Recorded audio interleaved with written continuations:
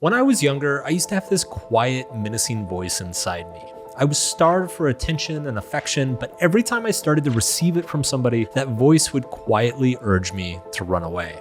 As a result, I spent most of my 20s being a terribly unreliable and often selfish person. I was the guy who said he couldn't wait to see you and then never showed up. I was the guy who went on 3 spectacular dates with a woman and then strangely found an endless litany of excuses to not see her again. It wasn't that I didn't like these people. Actually, it was the opposite. I did like these people, and that's what terrified me. That's what woke that inner voice saying, let's get out of here. Don't get hurt. Don't get too attached. We all have demons, parts of ourselves that we don't like to acknowledge, but we see lurking inside of us. We all have that little voice in our ear telling us to do things that we kind of know are going to sabotage us. We get high or drunk or go gambling, much to try to forget or ignore those demons. We distract ourselves from our demons with work or competition. But no matter how hard we try to ignore our demons, they're always down there. They're always lurking. Here's how it works. Demons start out as self-judgment. You're lazy, you're stupid, you're unlovable. And then we try our hardest to avoid that judgment, to prove it wrong. But eventually that avoidance becomes self-destructive. And worse, no matter how much you try to prove your demon wrong, it doesn't go away. In fact, it just doubles down and gets stronger.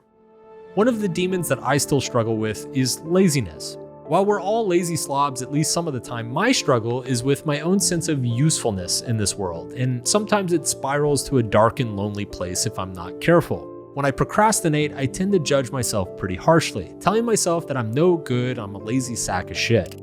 My general assumption is that everyone else must be super productive and kicking ass all the time, except for me. And it's taken me many years to realize how irrational this belief is.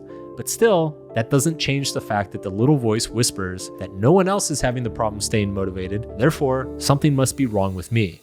The laziness demon never stops making me feel lazy, no matter how much work I get done. The demon is never satisfied. So the only alternative is to distract yourself from the demon, or worse, to give in. For me, I spent many years distracting myself with partying, sex, and alcohol mostly, but also some drugs when I was younger. These days, I have a tendency to fall into a lull of playing video games for 3 or 4 days straight, all while hating the fact that I'm playing video games for 3 or 4 days straight.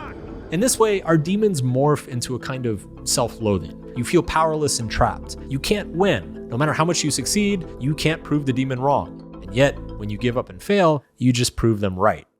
In her book, Feeding Your Demons, Trim Alioni talks about an old Tibetan Buddhist meditation practice where you literally visualize whatever the demon is haunting you and then sit down and eat with them, the same way you'd feed a guest or a friend at a dinner party. Alioni argues that this has a healing effect, that it represents accepting the worst aspects of ourselves and then developing compassion for it. Inspired by this idea, I decided to try something that I had never really tried before. I'd become friends with my demon, my tireless inner critic. I named him Carl. Now, Carl is kind of a dick face, but that's just Carl's thing. Judging, condescension, being a dick face. But you know what? I'm not going to hold that against Carl. Not anymore. Like everyone, Carl needs love and compassion too. So one night I closed my eyes and I imagined sitting down to dinner with Carl. Carl, I said, you really make my life hell sometimes. You know that? I constantly feel like I'm not doing enough, even though I'm doing tons. And it's just because you never leave me alone. To which Carl said, Mark, you've made a demon out of me, but I'm really just the other side of your fiery ambition. The only reason I cast doubt on everything you do is because you want to do so much.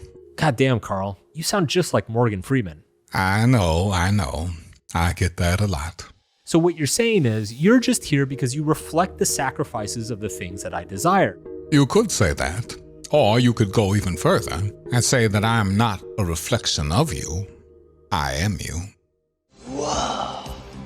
I've long argued that the best thing about people is also the worst thing about them. That's because our extraordinarily positive traits often produce extraordinarily negative side effects or sacrifices. A gift for empathy might make you overly emotionally attached at times. A competitive streak that earns you high achievements might make you kind of an asshole. So in my case, my constant guilt around being lazy is just the flip side of having enormous energy and ambition. To give up on one would mean to give up on both. My old demon about getting too close to people is also what made me incredibly independent and allowed me to take risks that most people wouldn't. In this sense, every demon has an associated angel, and our demons are just the other side of our best qualities. To give up on one would be to give up on both. Put another way, whatever you choose to value in your life, you are also choosing to experience the failure of that value. This is also why therapy works, because therapy helps you recognize, spot, and then speak non-judgmentally to the demons within yourself. And speaking of therapy, this video is sponsored by BetterHelp. Did you know that 40% of Americans do not have access to a therapist? Isn't that kind of fucked up?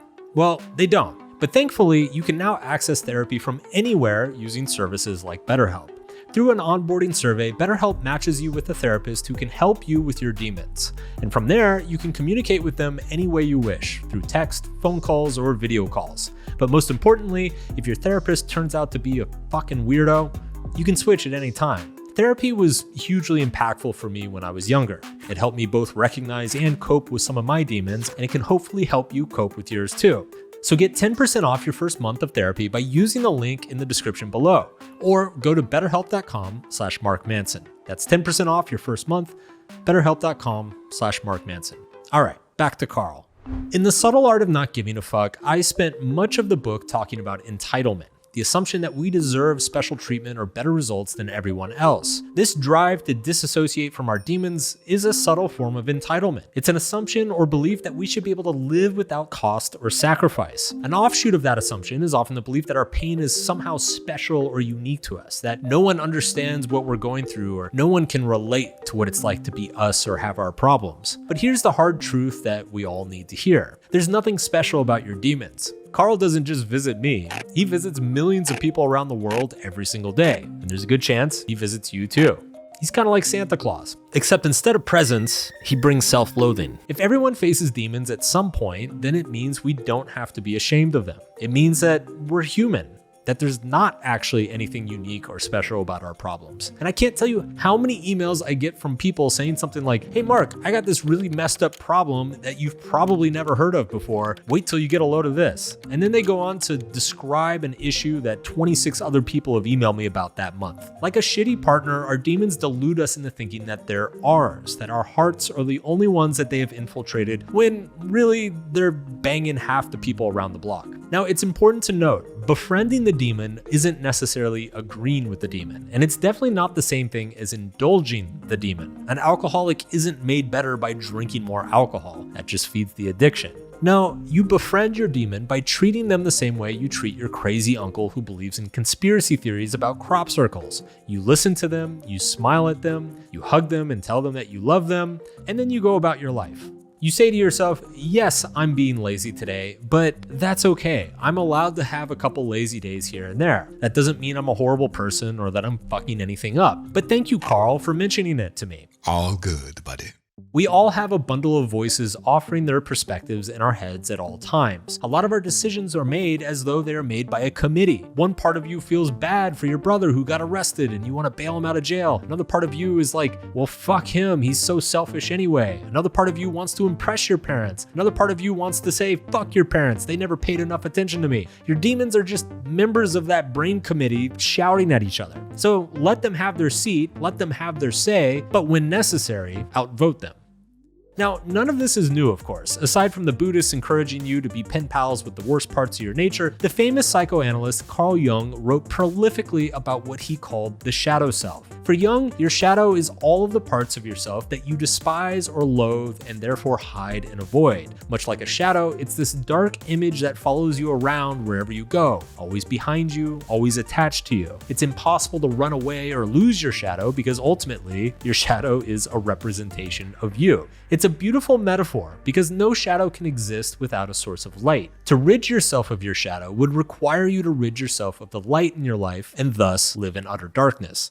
Jung saw that denying our shadows and everything they contain was a source of a great deal of human suffering, and even argued that violence and full-on wars within and between societies were often the sad result of denying our collective shadow. As a culture, we avoid and deny the worst parts of ourselves, and we wage war on ourselves, threatening and killing our most desperate and vulnerable. We avoid and distract ourselves from our own problems by meddling in the problems of other cultures and society. It's all the same shit. It's just played out on like a much grander scale. Jung argued that we must integrate our shadow into ourselves by turning towards the darkness, not away from it. That means embracing the dark aspects of ourselves, our worst impulses, our worst shame, our worst fears, and owning them. Accept them as they are, but with that acceptance is also a respectful disagreement.